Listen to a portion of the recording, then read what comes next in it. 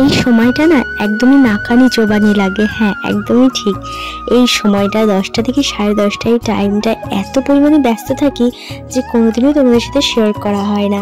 Hello everyone, welcome back to my channel. তোমরা দেখছো মৌসুঞ্জু official আর আমি মৌ। তো আজকে কিন্তু এই ব্যস্ততা নিয়েই আজকে ব্লগটা স্টার্ট করলাম। দেখো, প্রিন্সকে একেবারে রেডি করে দিয়েছি স্কুলের জন্য। আর এই সময় আমি কোনোদিনও তোমাদের সাথে কোনো কিছু শেয়ার করতে পারি না। দ্যাটস ওয়াই আমার নিজের রেডি হওয়া থাকে, প্রিন্সকে রেডি করা থাকে, প্লাস দুজনেরই খাবার দাবারের ব্যাপার থাকে। কিন্তু আজকে কিন্তু ব্যাপারটা অন্যরকম ছিল, তার জন্য তোমাদের সাথে একটু শেয়ার করলাম। আজ সোমবার ছিল, তার জন্য আমাদের জন্য মানে আমার আর প্রিন্সের জন্য করেছিলাম খিচুড়ি আর সোয়াবিন।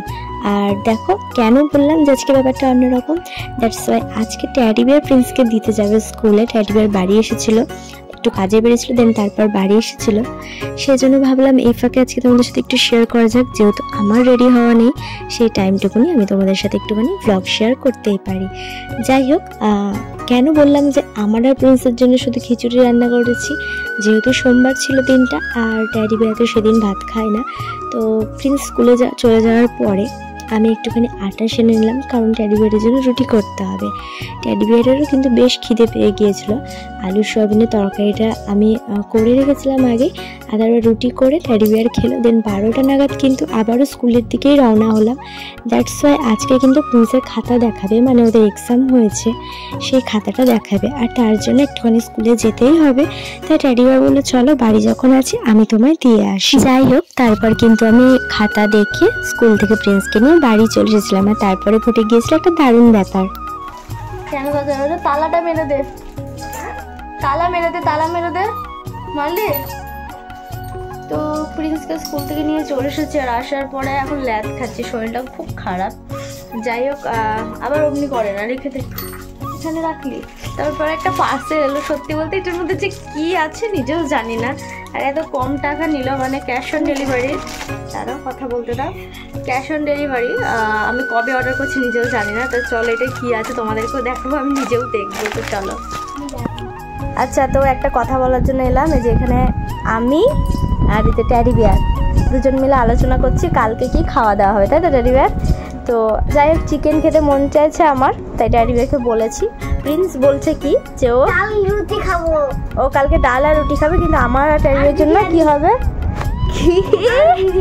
বিরিয়ানি তো হবে না, তুমি তো বলেছো তুমি মাংস খাওয়া না।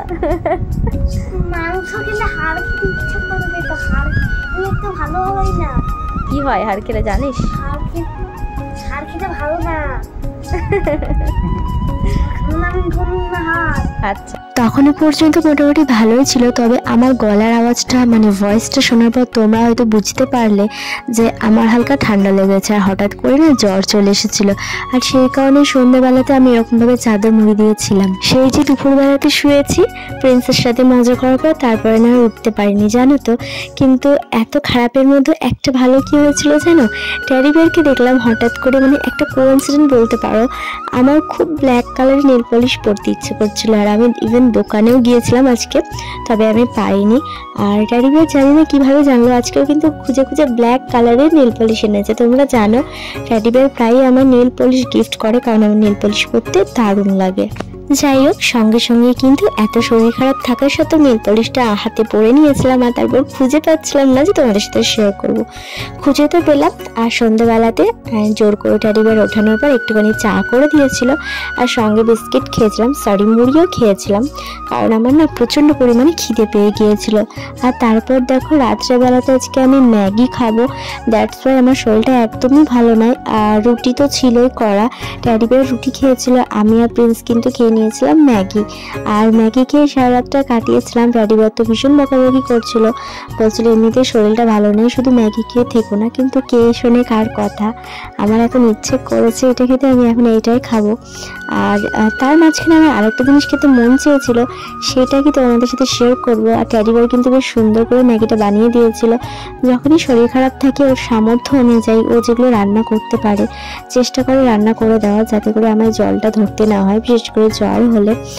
আর যাই হোক, ম্যাগিটা খাওয়ার পরে কিন্তু আমি চুপচাপ বসেছিলাম। আর তারপরে দেখলাম ড্যাডি এনেছিল এই জিনিসটা। আমি এটা সন্ধ্যাবেলাতেই বলছিলাম যে আমার কিছু যদি খেতে হয় আমি কিন্তু লেবু খাবো আর চা খাবো, আমার এটা খেতে খুব ভালো লাগে। তবে তখন সন্ধ্যাবেলায় অ্যাভেলেবল ছিল না লেবুটা বাড়িতে। ড্যাডি ভাই বললো যে এখন তো আনতে যাবো লেট হবে, তুমি এখন শুধু চা বিস্কিট খাও, আমি তোমায় ঠিক এনে দেবো আজকে।